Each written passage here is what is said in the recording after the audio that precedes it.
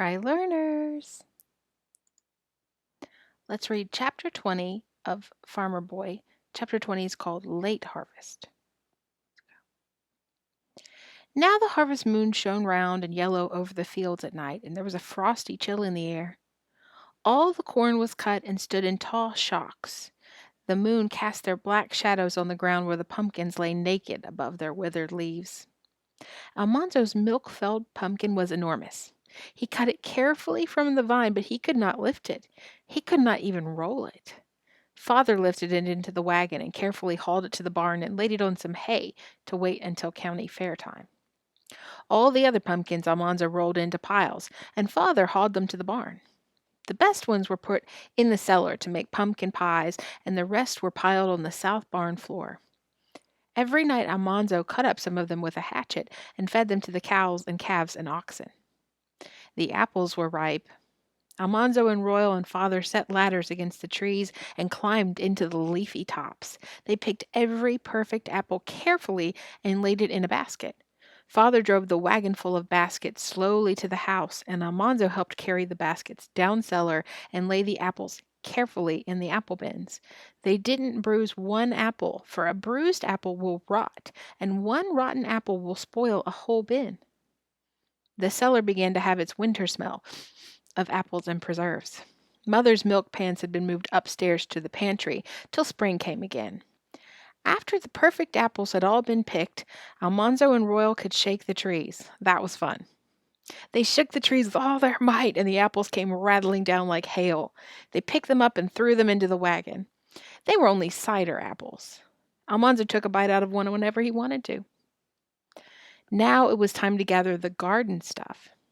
Father hauled the apples away to the cider mill, but Almanzo had to stay at home, pulling beets and turnips and parsnips and carrying them down cellar. He pulled the onions, and Alice braided their dry tops into long braids. The round onions hung thick on both sides of the braids, and Mother hung them in the attic. Almanzo pulled the pepper plants, while Alice threaded her darning needle and strung red peppers like beads on a string. They were hung up beside the onions. Father came back that night with 2 big hogsheads of cider. He rolled them down cellar. There was plenty of cider to last till next apple harvest. Next morning a cold wind was blowing, and storm clouds were rolling up against a gray sky. Father looked worried. The carrots and potatoes must be dug quickly. Almanzo put on his socks and moccasins, his cap and coat and mittens, and Alice put on her hood and shawl. She was going to help. Father hitched Bess and Beauty to the plow and turned a furrow away from each of the long rows of carrots. That left the carrots standing in a thin ridge of earth, so they were easy to pull. Almanzo and Alice pulled them as fast as they could, and Royal cut off the feathery tops and threw the carrots in the wagon. Father hauled them to the house and shoveled them down a chute into the carrot bins in the cellar. The little red seeds that Almanzo and Alice planted had grown into 200 bushels of carrots. Mother could cook all she wanted, and the horses and cows could eat raw carrots all winter. Lazy John came to help with the potato digging. Father and John dug the potatoes with hoes, while Alice and Almanzo picked them up and put them in baskets and emptied the baskets into a wagon. Royal left an empty wagon in the field while he hauled the full ones to the house and shoveled the potatoes through the cellar window into the potato bins. Almanzo and Alice hurried to fill the empty wagon while he was gone. They hardly stopped at noon to eat. They worked at night until it was too dark to see. If they didn't get the potatoes into the cellar before the ground froze, all the year's work in the potato field would be lost. Father would have to buy potatoes.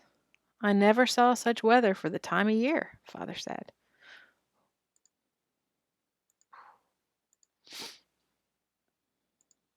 Early in the morning, before the sun rose, they were hard at work again. The sun did not rise at all.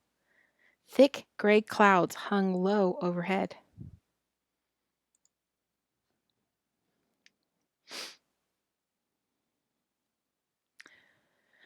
The ground was cold, and the potatoes were cold, and a sharp, cold wind blew gritty dust into Almanzo's eyes. He and Alice were sleepy. They tried to hurry, but their fingers were so cold that they fumbled and dropped potatoes. Alice said, "My nose is so cold." We have ear buffs. Why can't we have nose buffs? Almanzo told Father that they were cold, and Father told him, "Get a hustle on, son. Exercise will keep you warm." They tried, but they were too cold to hustle very fast. The next time Father came digging near them, he said, "Make a bonfire of the dry potato pot tops, Almanzo. That will warm you." So Alice and Almanzo gathered an enormous pile of potato tops. Father gave Almanzo a match and he lighted the bonfire. The little flame grabbed a dry leaf and it ran eagerly up a stem, and it crackled and spread and rushed roaring into the air. It seemed to make the whole field warmer. For a long time they all worked busily. Whenever Almanzo was too cold, he ran and piled more potato tops on the fire. Alice held out her grubby hands to warm them, and the fire shone on her face like sunshine. "I'm hungry," Almanzo said. "So be I," said Alice. "It must be almost dinner time." Almanzo couldn't tell by the shadows because there was no sunshine. They worked and they worked, and still they did not hear the dinner horn. Almanzo was all hollow inside. He said to Alice, "Before we get to the end of the row, we'll hear it." But they didn't. Almanzo decided something must have happened to the horn. He said to Father, "I guess it's dinner time." John laughed at him, and Father said, "It's hardly the middle of the morning, son." Almanzo went on picking potatoes. Then Father called, "Put a potato in the ashes, Almanzo. That'll take the edge off of your appetite." Almanzo put 2 big potatoes in the hot ashes, one for him and one for Alice. He piled hot ashes over them, and he piled more potato tops on the fire. He knew he should go back to work, but he stood in the pleasant heat, waiting for the potatoes to bake. He did not feel comfortable in his mind, but he felt warm outside, and he said to himself, "I have to stay here to roast the potatoes." He felt bad because he was letting Alice work all alone, but he thought, "I'm busy roasting a potato for her." Suddenly he heard a soft, hissing puff, and then something hit his face. It stuck on his face, scalding hot. He yelled and yelled. The pain was terrible, and he could not see. He heard shouts and running. Big hands snatched his hands from his face, and Father's hands tipped back his head. Lazy John was talking French, and Alice was crying, "Oh, Father! Oh, Father!" "Open your eyes, son," Father said. Almanzo tried, but he could only get one open. Father's thumb pushed up the other eyelid, and it hurt. Father said, "It's all right. The eye's not hurt." One of the roasting potatoes had exploded, and the scalding hot inside of it had hit Almanzo, but the eyelid had closed in time. Only the eyelid in his cheek burned. Father tied his kerchief over the eye, and he and Lazy John went back to work. Almanzo hadn't known that anything could hurt like that burn, but he told Alice that it didn't hurt much. He took a stick and dug the other potato out of the ashes. "I guess it's your potato," he snuffed. It was not crying, only tears kept running out of his eyes and down inside his nose. "No, it's yours," Alice said. "It was my potato that exploded." "How do you know which one it was?" Almanzo asked. "This one's yours because you're hurt and I'm not hungry. Anyway, not very hungry," said Alice. "You're as hungry as I be," Almanzo said. He could not bear to be selfish any more. "You eat half," he told Alice, "and I'll eat half."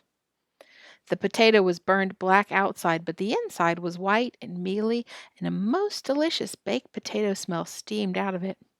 They let it cool a little, and then they gnawed the inside out of the black crust.